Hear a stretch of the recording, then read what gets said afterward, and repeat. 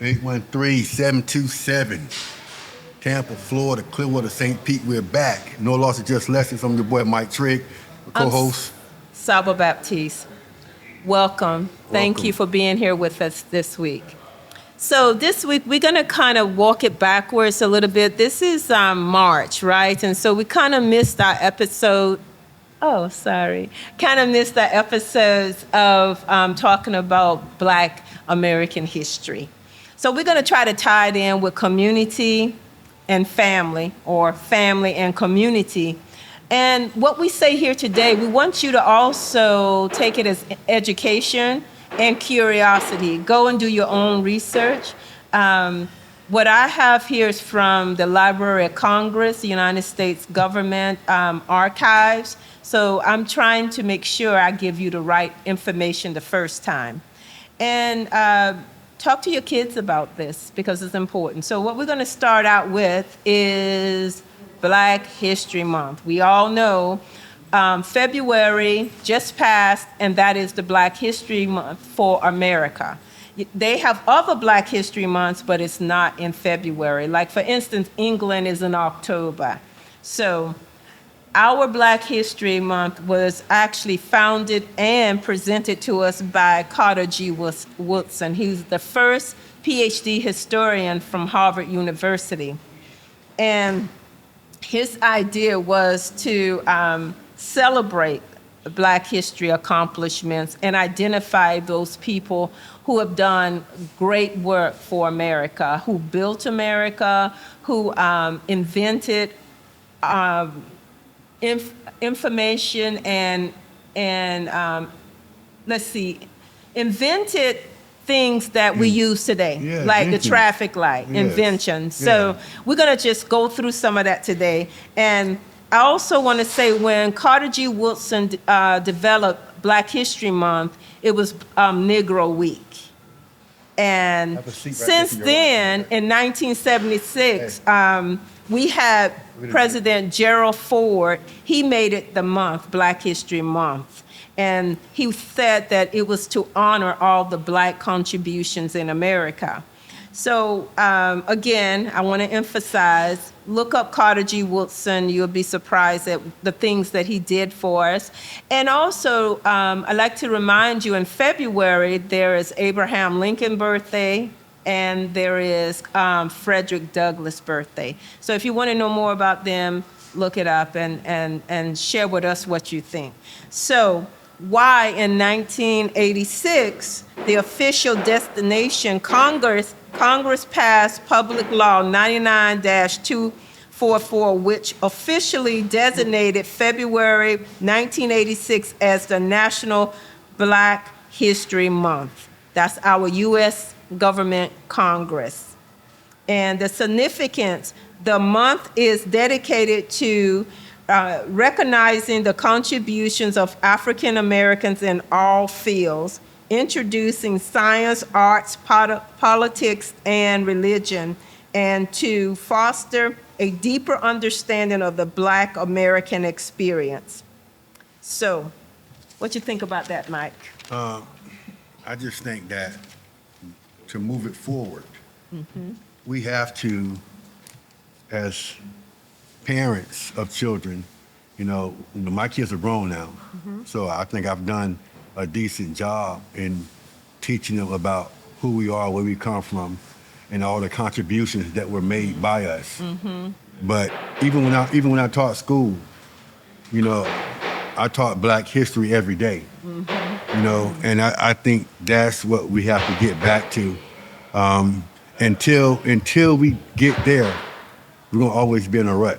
Right. Because you can't move forward until you know where you come from. If you don't know your history, you can't move into the future because your history is going to propel you. Exactly. One way or the other. Right. Good or bad. Right. Either you're going to pick up the pieces and make it better, or you're going to fall by the wayside. Right. And I want to just kind of like walk this backwards to show you that how we came here. There were Black people here. Evidence shows it. But it also was the Transatlantic Slave trade that brought us to America. So some people say, oh, there's no listing of ships. I want to just name some of the ships, right? And I'm asking you go and do your research for this. We have Brooks ship that brought us over in 1788. We have the Zong, known for the massacre of 1781. And we have Henrietta Marie, which is a Portuguese slave ship.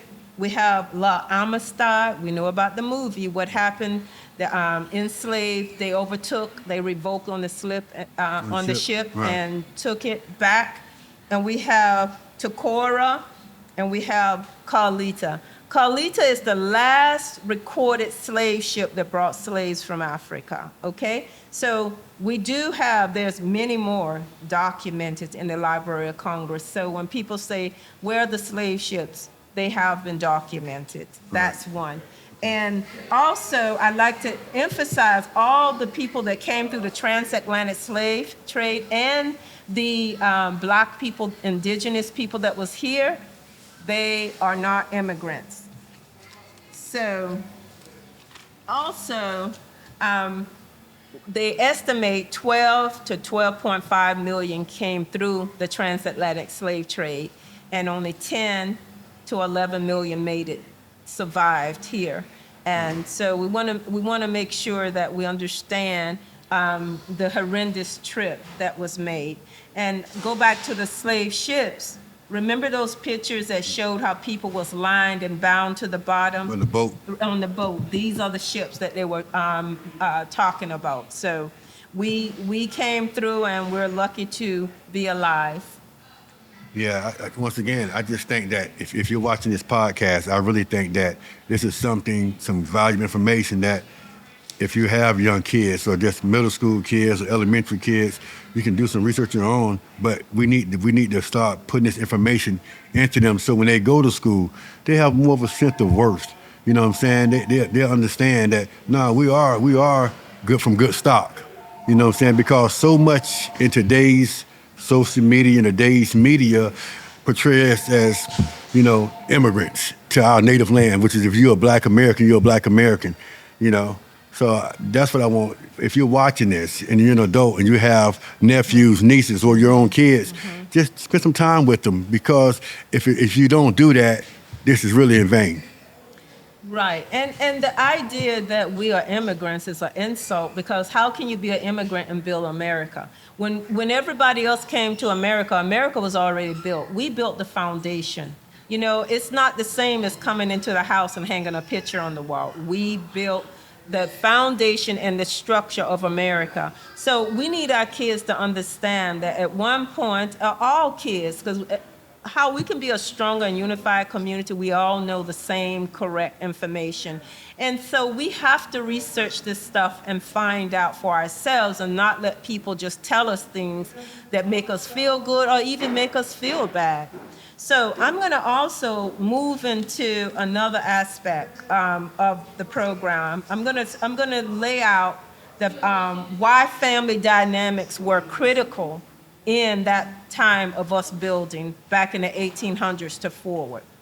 Strong black families often created 5 pillars of community development. Number 1, land ownership and farming. Number 2, family businesses. Number 3, education and schools. Number 4, church leadership and social organizations. Number 5 is mutual aid network. So those are the 5 pillars, and now we're going to try to unpack some of those now. We're going to talk about it a little bit more in details. In order for us to build cities... Go ahead. In order for us to build cities and towns and become Tulsa, the Black Wall Street, it was families who started that first. We could not have done anything if the husband and the wife, the children, the aunties, the uncles, and friends wasn't all working together.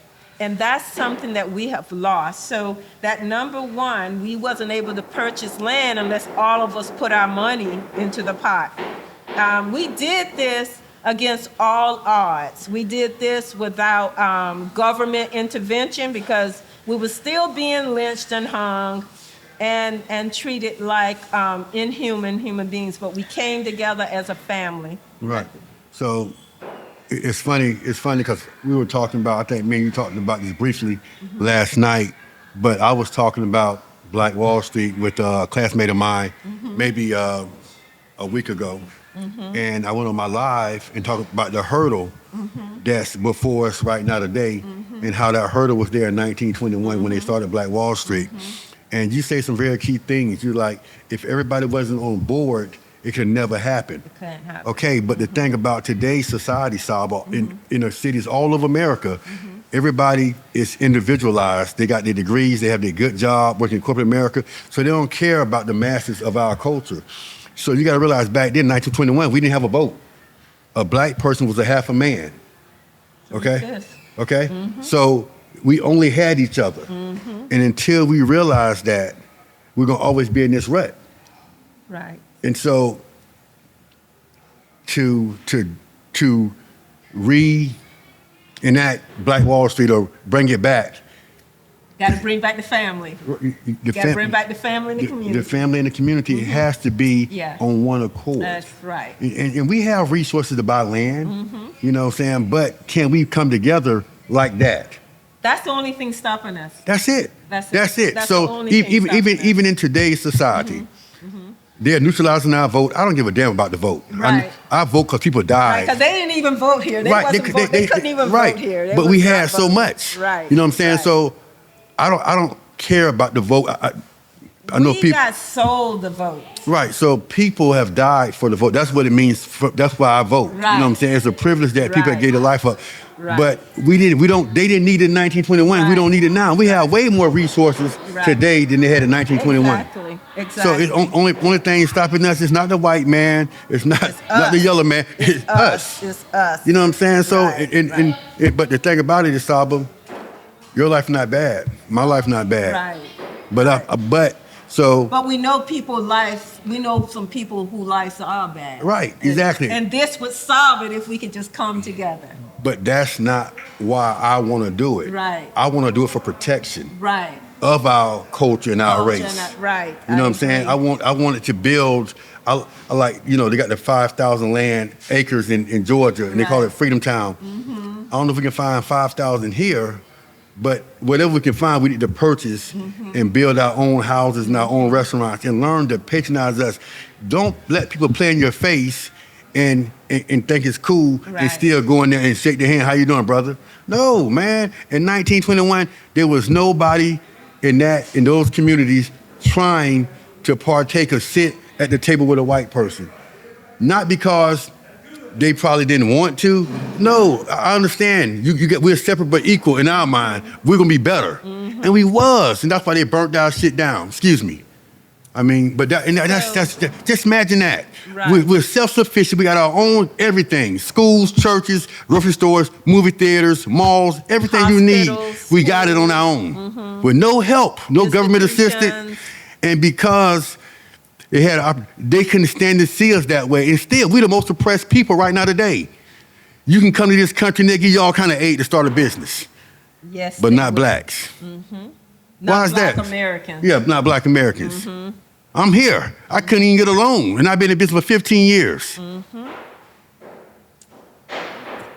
So we have already cracked the code. We know what the problem is. But I'll tell you one of my things, and I'm not a native from here, but if it wasn't for good people like you, I've met some really bad black men here that in our community, and knowing that it's not what my father or what my uncle told me every black man's supposed to protect a black woman. Right. So, Saba, let me just tell you this real quick. It's great black people and it's bad black people. It sure It's is. great white people and it's bad white people. Right. Muhammad Ali said it best. If it's 10,000 snakes, I can't decipher which 1,000 are good, so I got to separate myself from all 10. Right. You know what I'm saying? That's what you got to do. But that's what we're doing. That's hurting us because we can't find a way back to each other. The black man and the black woman have to trust each other to build communities. Exactly right. But if we try to do that for real, Saba, it'll be somebody that would give our information away. Oh, yeah, You know that's what I'm saying? always been the Yeah, case. even even in slavery. Right. That's That how always it was a been the black case. guy that set us up to be Right, brought over here. Exactly. You know what I'm saying? So, I Exactly. mean, it's hard. And I would like to see it in my lifetime. I don't know.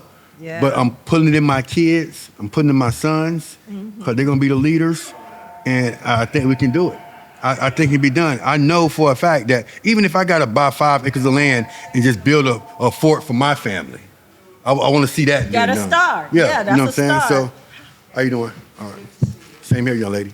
But that's what it is, man. And every time we get to this, man, it just kind of, man, it's tough. So families live near each other across generations, helping communities survive economic hardship and racism. So let me just say this real quick. In my neighborhood where my house is, my grandfather had 4 houses over there. He lived over there. My Aunt Eunice, my Aunt Bet, my Uncle Dave, my Aunt April had a house over there, and my dad. Right. So we all lived in the same neighborhood, within a block of each other. You know what I'm saying? And that's how it was. You know what I'm saying? So everything that my 2 grandfathers, the Trigg or Stevens, have done, they have shown me the way. I just got to do it. Right. You know, and Have a blueprint. Right. already. The blueprint is Tulsa, but I have another blueprint from my grandfathers. You know, so this is one of them. Right. Yeah, Right. right. So family influence, freed black families pooled money to buy land together. Right. Okay. Families created churches, schools, and businesses. Children were educated locally, creating teachers and professionals. We had that conversation earlier about who's going to educate our kids. And we used to educate our kids. Right. We didn't send them away to other people to educate them. We actually was the educators. But even here in Tampa, all my elementary teachers was black. Miss Shepard, I had her 1st, 2nd grade. Miss Robinson in the 3rd grade. Miss Jones, 4th grade. Miss White in the 5th grade. Miss Williams in the 6th grade. Then I went to junior high. Right. You know what I'm saying? I had the Tucker twins for English. I had Miss Duggins for business occupation. So that's pretty much right there, you know what I'm saying? But that foundation, the elementary, the foundation at Morgan yeah, Woods. that's important. Yeah, that's why. That foundation And a lot of my teachers lived in this community. Miss Right. Rogers, Miss Jones, they all live in Carver City in West Tampa. You know what I'm saying? So the biggest example, what it looks like if you understand Tulsa, Oklahoma, known for Black Wall Street, families own grocery stores, hotel, theaters, and banks. That's what happens when the family dynamic comes together. You create a Tulsa, Oklahoma. Right. And I was just there 3 months ago, and it looks like we never was there. Yeah, and my little brother, that's where he's from. You know what I'm saying? So also, you know, a lot of people saying, oh, what have you guys done? You haven't done anything. That was way back then. The things that we created, that we invented, that we developed are being used today, like a microphone. All of those were creations of a Black American person. Hi. And so I'm going to start with Lewis Latimer, you tend to like. Okay. Patent, 1881, improved carbon filler for the light bulb. Used to be the light bulb when what's the guy, Edison, when he created that light bulb, it would just short, it would burn out, the Right. filament. He came up with the filament, the black guy, to put it in there for long-lasting light bulbs, Right. okay? And people don't tell this story, but what about Garrett Morgan, traffic signal, and safety hood? Military use a gas mask that was developed by this black man. Today, the gas masks are based on the blueprint. The first drawn up, documented invention is still by a black man. They use it now. Every traffic signal that goes through, this black man was responsible, and it's worldwide. Yeah, Worldwide. I was at a program for a Black History during the month of February. That's one of the first things I said. I said, if it had not been for that invention, it'd be a traffic jam all over the world. And a lot of You know, killings with right. the. You know, So Dr. Patricia Bath, when people talk about cataract surgery, keeping your eyesight, Black woman invented the laser cataract surgery, 1986. Alexander Miles created the automatic elevator doors. When you go into elevators, a Black man created that, 1887. And all of those things are used today, Right. you know? Right. Frederick McKinley Jones, portable refrigerator for trucks, the big long lorries, trucks, he invented that, Right. the refrigerators, and for trains. And he co-founded what they call Thermo King, which is another refrigerator system portable. Yeah. All of that's used today. We got Maria Van Braden Brown, first modern home security. Every time you have security in your homes, Yeah. this Black lady invented it, you know? And yeah, Charles Drew developed a method for storing and transporting blood plasma. Right. That's used in, you see those blood trucks that ride Yeah. around? That system there is his in the hospital. Those are Right. systems. George Crumb invented potato chips. Everybody like a potato chip, not healthy for you, but everybody like a potato chip. Right. Right. And then you have Shirley Ann Jackson developed caller ID, what we use today, technology today. Now, what I like to say about this list, this is like a scratch. Yes. We have 50,000 patents of things that Black people, Black American people have invented that's being used today in America and all over the world. Right. This is just a scratch. This is nothing here. And then we got Katherine Johnson, NASA orbital mathematics, calculated the spacecraft Apollo. She did the math for that. So when we talk about what we can and what we cannot do, that's not true. We can Right. do it all. Right. And it's all used today. And so when we talk about our history, we're not boasting, but we did these things. These are the things that we did, and we even doing more of these things today.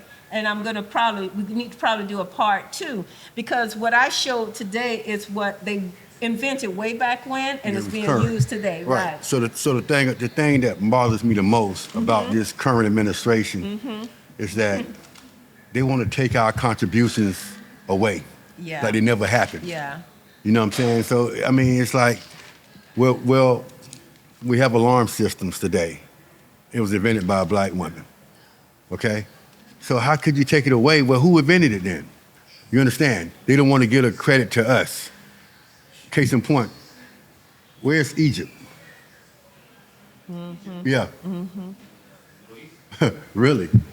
You believe that? Egypt It's is in on Africa. the axis of Africa. Egypt is, if Yeah. you do the Hold on, research, it's in Africa. I'm glad you said that, because that's what they told you. Yeah. But no, listen.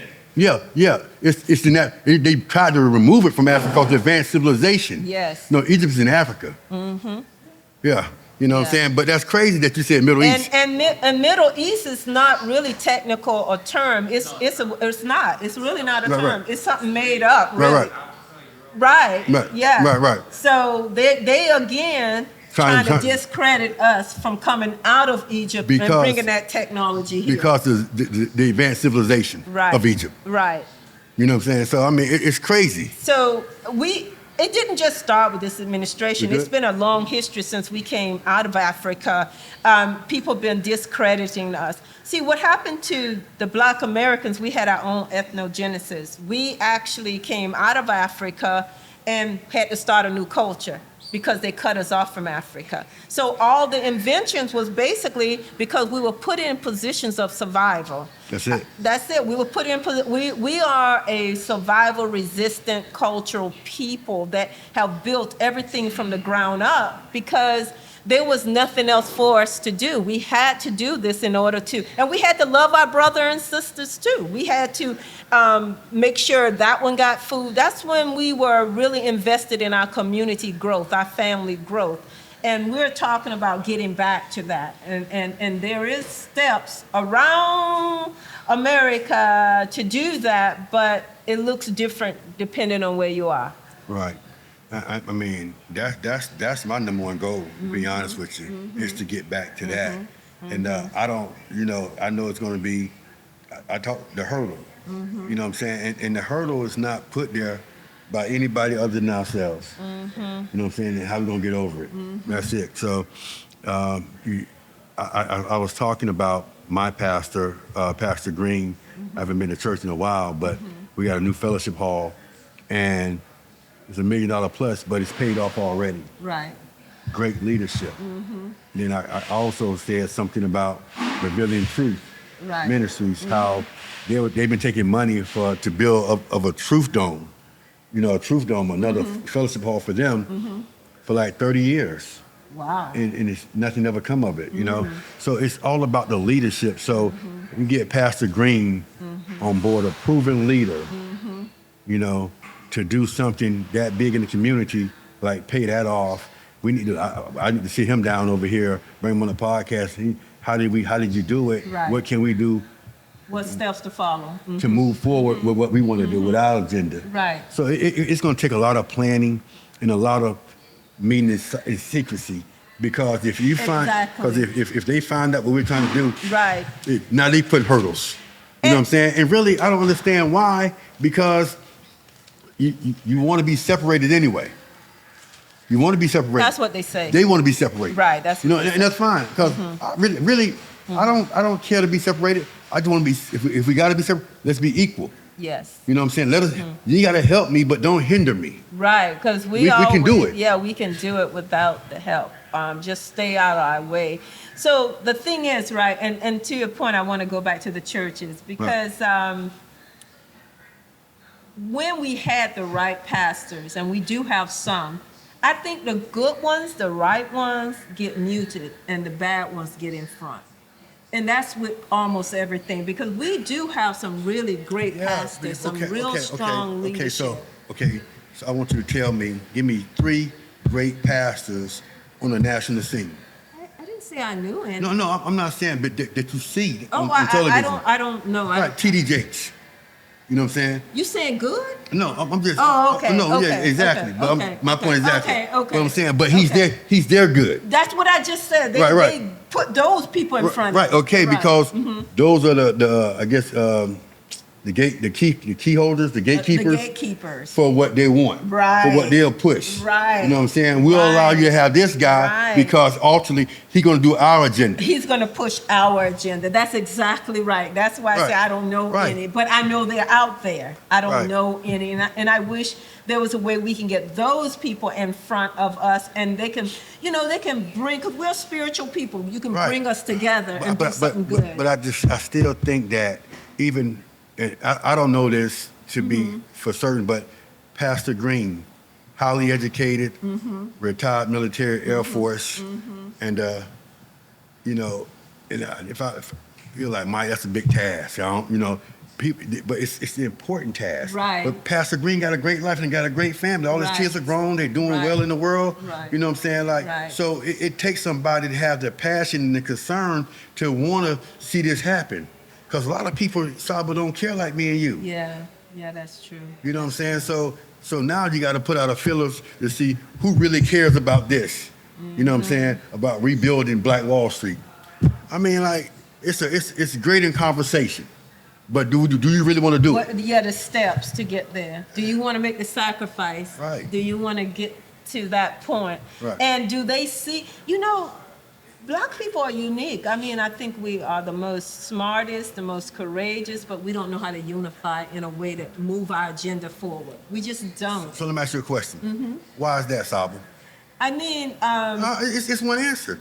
When you slavery. Yeah. When. Okay. No, I'm just saying, like, you can come behind me, but I just want to say this real quick. If you were my wife, and we're slaves. So, and we have children that are up in age, teenagers, boys. They would beat me half to death in front of you, in front of my family, to put so much fear in you. And that carried throughout the Mississippi, the South, all that. You know what I'm saying?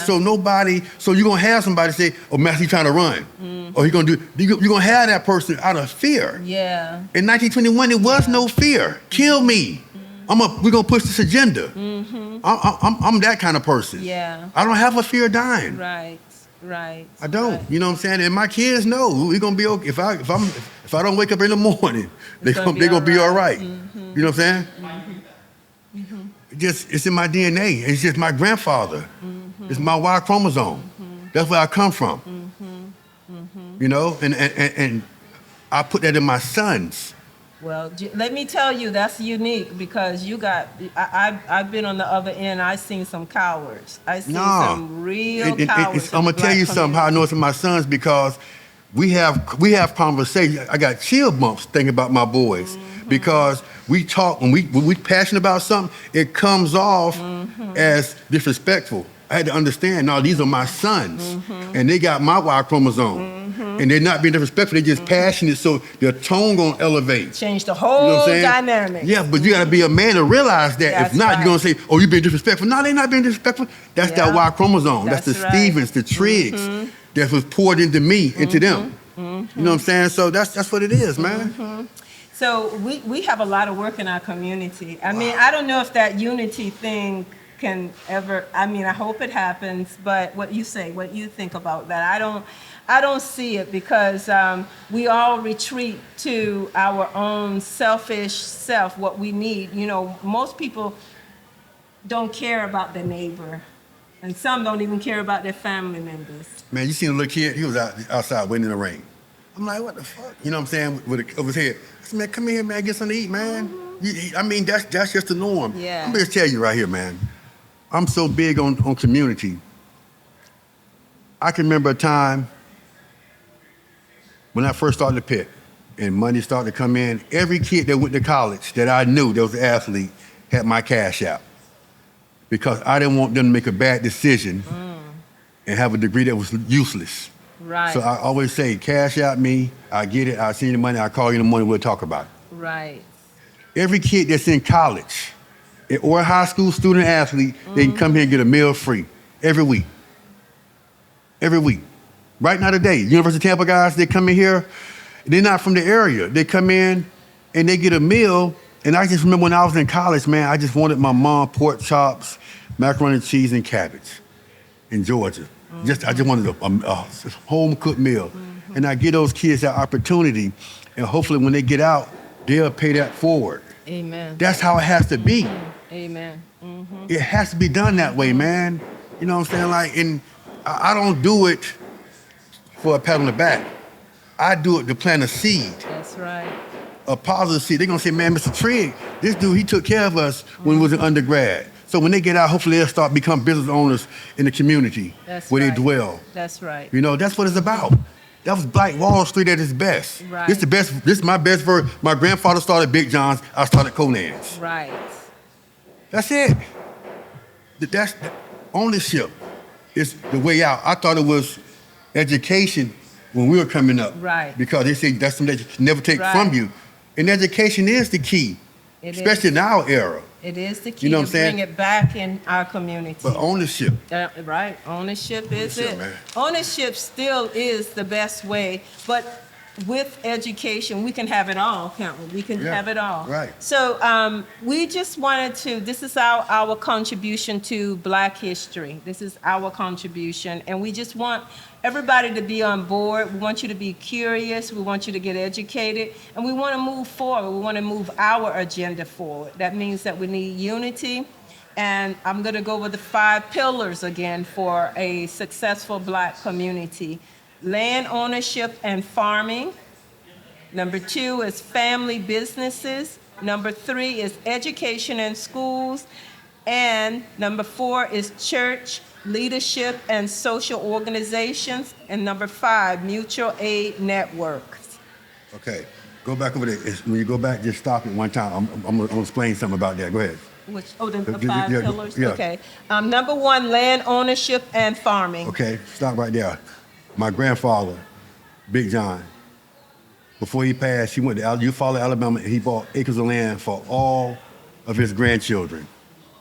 You know, land ownership. The church, he bought that land and built the church. Go ahead. Okay. Family businesses. He started Big John's Barbecue to feed his family. Go ahead. Education and schools. Part of the church. Leadership in the community. Go ahead. Church, leadership, and social organization. Number 5, mutual aid networks, meaning whatever we needed. The network. When my grandfather died, Sandy Freeman was at the funeral. Harry Lee Cole, she was the mayor. You know what I'm saying? All the judges ate at Big John's. White people. They'll come there and they respected my granddaddy. My granddaddy he had money. He didn't care about that. You know what he cared about? The white man called me Mr. Big John.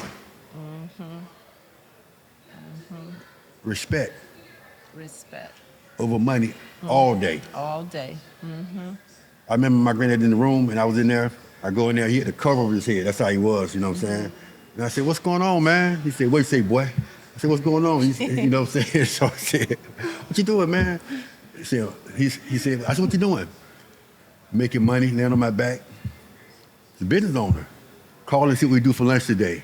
So I called out to the pit and I said, "Ray, I said, what we do for lunch today?" We did 10-5 in the early 90s for lunch. You know what I'm saying?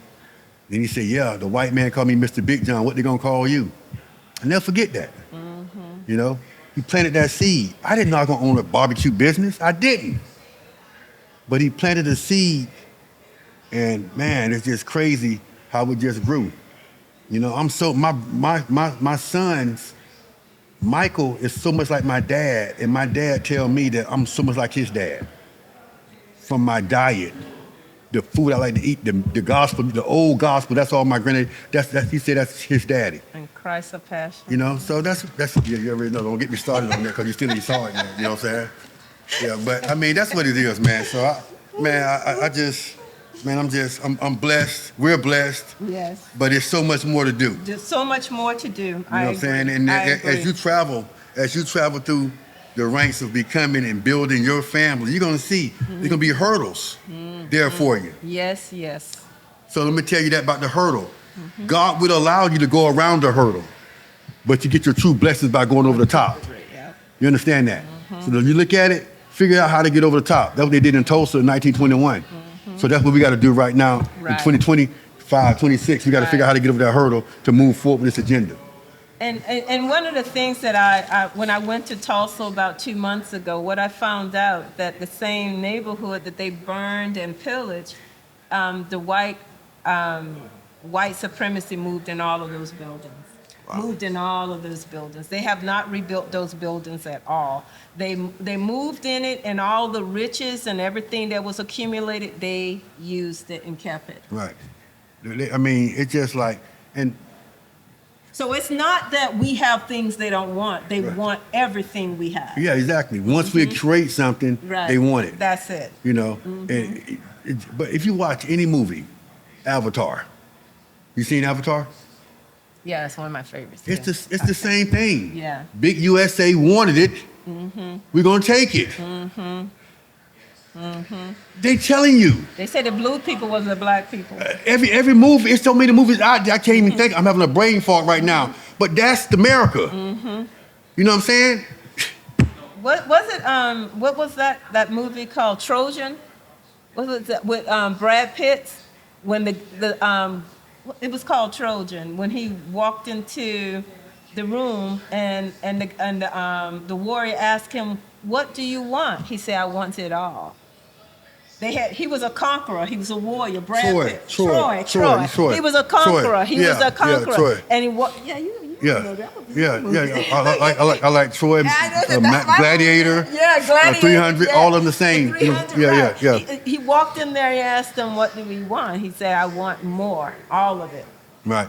All of it. He had everything, but he wanted more, and that's what this is what this is about. Right. Our history. So even like 300. Hold on. Go ahead. What you about to say? Yeah. Always. Always. So, They are 1/3 of the entire world military budget. Yes. Right. Out of the whole world. Yes. They are 1/3. Yes. Right. Yes. But see, that's the thing about it is, how do you go to war without approval by Congress? The guy we got in office right now, dog, he is the ultimate bully. If he found out you said something about him, he's gonna reach out to your family. He's a gangster. And I've never talked about the commander in chief because I respect the chair he's sitting because it's elected position. You understand that? But it's enough is enough. I mean, we killing kids over there in schools. Man, come on, bro. I mean, it's gonna be bloodshed here. They're not laying down. We're going to pay the price. Right. And then so, you know, he's playing golf. You know it's bad when President Bush come out and said, man, you know,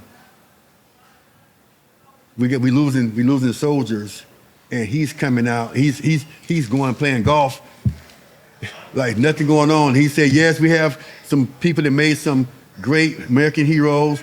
We're gonna lose some soldiers as part of the war. He's saying it so casually because it's not his family. You know what I'm saying? Just imagine seeing that. I got 2 kids in the military, one in the Navy, one in the Army. Come on, man. Okay, so thank you. I hope this has been provoking some thoughts about how you're going to move forward in 2026 and for the future, because we really got to get on board because our children are at stake here, and we need to take our power back because we have it. We need to take it back. So thank you, and we look forward for the next podcast with you. Yeah, I can't wait. You know what I'm saying? It's part of me. Send it out to your friends. Yeah. Yeah, please, man. Yeah, I mean, send it out. Listen, Send it out to your I know a lot of friends. times we talk about podcasts, but this one right here, man, Yeah, it's send kinda, it out, please. Just kind of like passing around. Yeah. And not just passing around. If you got young kids, they're school-age kids, Yes. high school, middle school, even elementary, 5th Yes. grade, they should be comprehending this kind of stuff. Yes. And understand that we have a value and a self-worth in our native land of America. Right, exactly. And also another thing we need to remember, teach your kids at home. How you want your kids to grow up, you got to be the first teacher. Right. Teach your children how to have high self-esteem, and they have high self-esteem, they know who they are. And history tells them who they are. And, you know, send us some questions and ask us to do some research for you, because I will. Because I'm working for the future. So thank you. Pow, cowboy, on the yo. Till next time. Love you. Cowboy. Get your Thank you. cowboy.